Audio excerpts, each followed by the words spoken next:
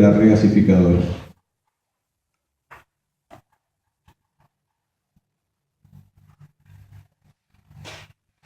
Bien, mencionamos el puerto de aguas profundas y la regasificadora, y el mineroducto que une el distrito minero con el puerto de aguas profundas.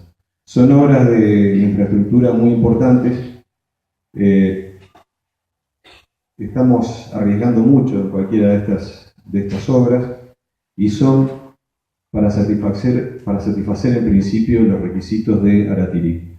O sea, viene una empresa que no tiene experiencia en extracción minera, nos pide energía eléctrica, construimos una regasificadora, nos pide un puerto de aguas profundas, construimos un puerto de aguas profundas, ¿sí? Y estamos convencidos de que Aratirí, después que tenga firmado el contrato de inversión, al cual se va a referir el doctor Viana en un ratito, lo que va a hacer con ese contrato es salir a rematarlo, va a salir a venderlo, ¿sí? Estamos convencidos de que a Aratirí no le interesa ser la empresa que explote el hierro en el Uruguay. Y para esa empresa especuladora es que nosotros estamos construyendo semejante infraestructura, con la ilusión de después poder utilizarla para otros fines, por cierto. Además somos un conejillo de indias, porque en realidad la minería nunca se hizo en pampa húmeda. Bueno, el tema de dónde se realiza la megaminería, a veces incluso nosotros lo discutimos, porque por ahí hay algunas opiniones de que la megaminería es aceptable en zona cordillerana o precordillerana. Personalmente pienso que no es admisible tampoco allí. La Lumbrera está en una zona precordillerana, Pascualama está en zona cordillerana. Ahí el agua es escasa, habita mucha gente, habitan muchos ecosistemas que dependen de la poca agua que tienen para sobrevivir. Entonces, la industria minera, que en todos los casos necesita cantidades muy importantes de agua para poder funcionar, el daño que provoca en esas regiones es mayor que el que puede provocar acá, quizá, ¿no? Para nosotros es inadmisible en zona precordillerana, cordillerana y en la pampa húmeda. Acá es como que impacta un poquito más la idea de hacer semejante devastación en una zona productiva. Es como que el contraste entre una actividad y la otra parece ser mucho mayor. Bueno, estábamos viendo la relación que hay entre Aratirí y los otros proyectos. Se nos dice también que esto nos puede permitir el desarrollo de una industria siderúrgica y que nos va a dejar una gran riqueza que nos va a permitir crecimiento. Estas son las preguntas orientadoras para este blog. Bien, este esquema es el que estuvimos tratando de describir con palabras, de cómo esta trilogía opera en función de Aratirí, con la ilusión de ser utilizada para otros fines en el futuro. Se nos ha criticado por esta imagen por ser sensacionalista, ¿no? Porque en el mapa de Uruguay metemos gráficos muy grandes. Y acá es donde se nos dice, bueno, Aratirí en realidad ocupa un 0.03% del área productiva del Uruguay. Eso, si nosotros medimos las minas propiamente, es real, es cierto.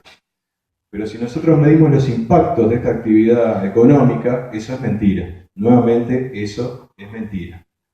Porque nosotros hablábamos de los drenajes ácidos, que es imposible saber qué repercusión pueden tener en el ambiente y a qué distancia. Hace poco se rompió otro dique de relaves en Bolivia, en la región de Potosí, y contaminó el río Pilcomayo. El río Pilcomayo termina siendo límite entre Argentina y Paraguay. Y la contaminación es gravísima cuando hablamos de embalses de relaves que tienen cianuro y que tienen metales pesados. Entonces, ¿cómo podemos decir que el impacto de una actividad minera es de 500 hectáreas, 600 hectáreas que ocupan los cráteres? ¿Sí? No hay modo de que sea así. Sí. Hablando de los relaves, justamente por el efecto de evaporación, ¿qué se evapora cuando se un relave? ¿Solamente agua o puede llevar cianuro? Nosotros no tenemos información de que el cianuro se evapore y después condense de otra forma. Entonces consideramos que en ese sentido no provoca el daño, ¿no?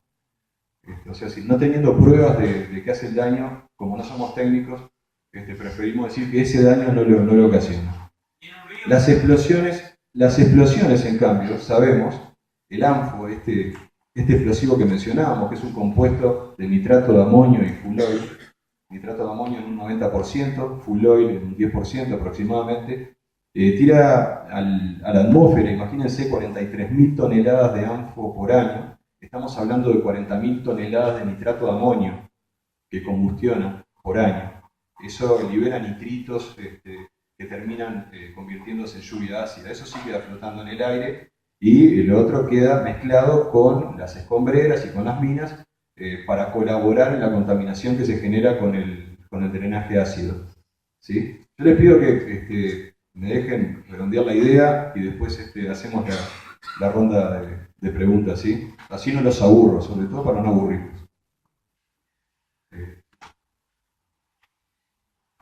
Bien, se habla de desarrollar una industria siderúrgica, como la alemana, como la sueca, ¿no? Les gusta comparar estos proyectos con lo que ha ocurrido en los países prósperos del primer mundo.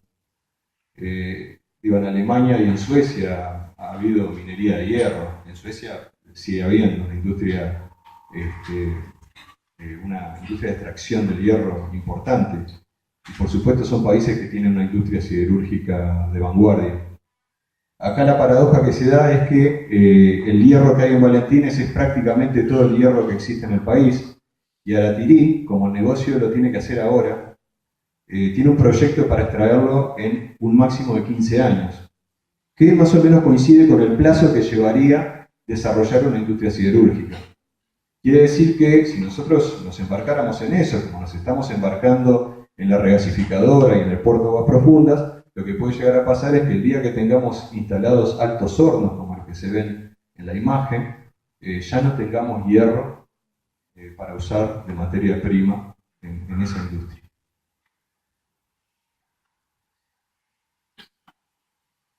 Bien. Este es uno de los temas en los que personalmente no me interesa meterme. ¿Cuánto dinero va a dejar Aratirí? El gobierno dice que, las previsiones son como de 400 millones de dólares anuales. El FMI, hace pocos meses, sacó un informe afirmando que Uruguay va a recibir 1.000 millones de dólares anuales gracias a la megaminería, y durante 27 años. Eso decía el informe del FMI. Nosotros pensamos que como esta es una actividad inadmisible, de la misma forma que lo es la extracción de oro en minas de Corrales, no nos interesa mucho ver cuál es la ganancia. Lo que sí podemos decir al respecto es que cuando se hacen estos cálculos se desconoce la principal especialidad de las empresas mineras. ¿Y cuál es la principal especialidad de las empresas mineras en todo el mundo? Evadir impuestos. ¿Sí? Esta es una publicación de Europa Press, donde se habla de 68.000 millones de euros anuales que evaden las empresas mineras en África. Claro, ustedes dirán, no, pero acá los vamos a controlar bien. Del mismo modo que se dice, acá vamos a controlar bien, que cuiden el medio ambiente, etc. Yo pregunto si los que van a cuidar el medio ambiente son los mismos que controlan las fumigaciones sobre las escuelas, ¿no? Para que crezca la soja transgénica. Son los mismos que están controlando que se planten eucaliptus en las zonas que deben plantarse. Nosotros creemos que las empresas mineras, incluso las que en realidad saben extraer minerales del subsuelo, su principal especialidad es la evasión impositiva. En Chile tenemos un excelente ejemplo al respecto, para lo cual cuentan con verdaderos batallones de contadores y abogados, ¿no? Tienen mejor equipo técnico que los propios gobiernos, sobre todo en el tercer mundo. Por eso pensamos que no podemos calcular tan fríamente los números que eventualmente podría dejar una actividad económica como esta. Bien, y acá una de las preguntas, estas preguntas son interesantes porque, claro, son las que nos hacen reflexionar. Nos podemos oponer a un proyecto como el de Aratirí, si nosotros utilizamos, yo tengo bicicletas, por ejemplo, ¿me puedo oponer al proyecto Aratirí? Entonces ahí me hago otras preguntas. ¿Me puedo oponer a la soja transgénica si yo mojo los arrolladitos primavera en salsa de soja? Porque realmente me parece que la diferencia de escala me hace razonar de esa forma. Y bueno, podríamos decir también si se justifican los eucaliptus porque nosotros usamos papel higiénico, ¿no? Como si fuera ese el destino de la fábrica de pasta de celulosa que se instalan en el país, fábrica de pasta de celulosa que alimentan mercados que son 1000 veces mayor que el nuestro, ¿sí? Y que vamos ya por la tercera. Bien, lo que decíamos recién, ¿no? Sí. Ahí está. Esta es una de mis diapositivas preferidas. Nosotros ni siquiera estamos plantando soja para alimentar gente. Yo supongo que eso quizá ustedes estén mucho mejor informados que yo. La soja transgénica que se planta es casi toda para alimentar la crianza de ganado en el primer mundo. El ganado porcino en China, el ganado vacuno en España, en Estados Unidos. Estados Unidos hace sus propios desastres ambientales, ¿no? Sí. Bueno, de esto también estábamos hablando. Cuando se habla de que acá se va a controlar la minería, decimos, bueno, ¿y por qué no estamos controlando las actividades económicas que nos están arruinando el medio ambiente hoy? Las que hicieron que Montevideo y la Costa de Oro se quedaran sin agua potable, por ejemplo. La soja transgénica es para alimentar el ganado criado de esta forma, en corrales. Feedlots le llaman a esto, ¿no? Muchos de ustedes deben conocer de esto, insisto, mucho más que yo. Yo soy un bicho de ciudad y bueno, más de lo que leo para enterarme un poco de lo que está pasando en otras latitudes. Se están instalando feedlots como estos en Uruguay. Nosotros eso creo que es interesante mencionarlo.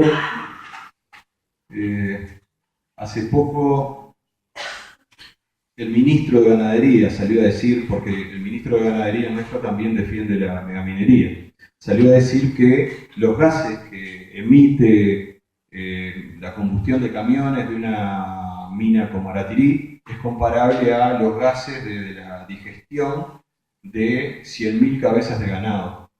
Entonces a nosotros nos pareció interesante la comparación y empezamos a investigar sobre este punto.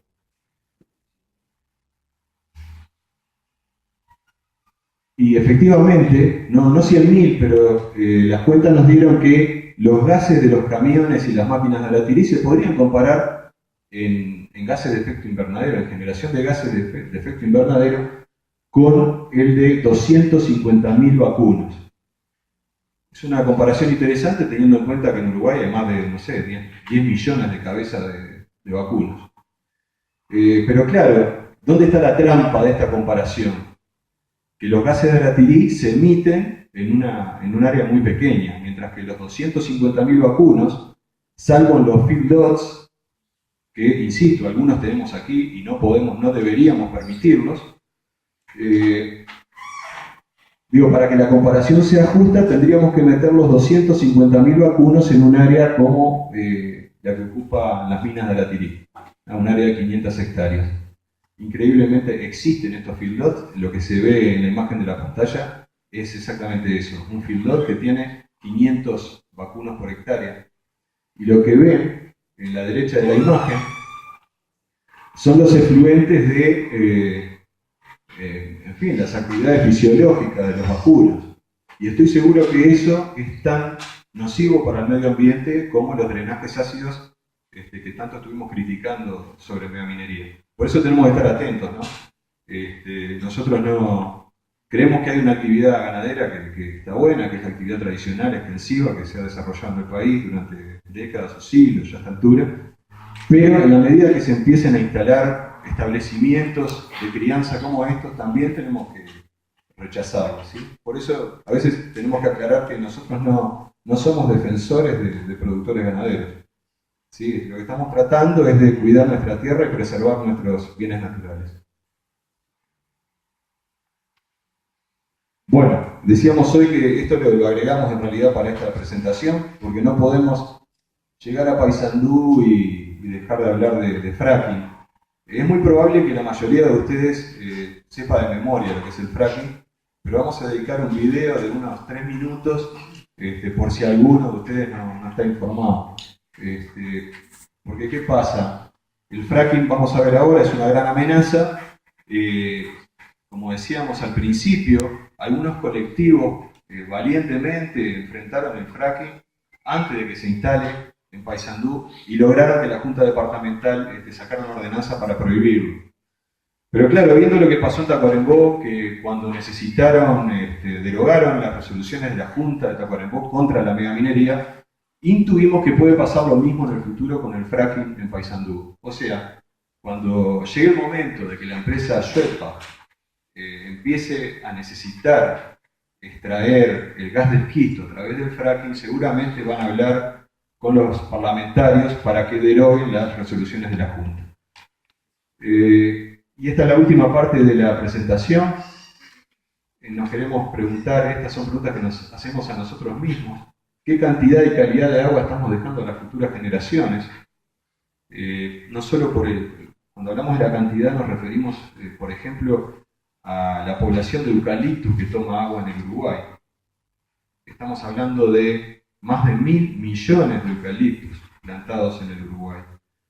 Si un eucalipto toma una cantidad de agua comparable a la que toma un ser humano, hay que imaginarse que tenemos agua para dar de beber a 1.000 millones de personas en Uruguay, y se la estamos dando a los eucaliptus. Preguntas como esa, o sea, no solo lo que contaminamos, sino también el agua que estamos regalando, que estamos entregando. Y bueno, las últimas preguntas, ¿quiénes deciden nuestro camino de desarrollo? ¿Y qué tipo de desarrollo pretenden imponernos? O sea, si realmente hay desarrollo y si el desarrollo hacia el que nos encaminamos es el que nosotros realmente deseamos. Y bueno, y finalmente, con eso vamos a cerrar con algunos gráficos referidos a esto. ¿Qué tan conscientes estamos del problema? Y si estamos dispuestos a dar una lucha. ¿Siguiente?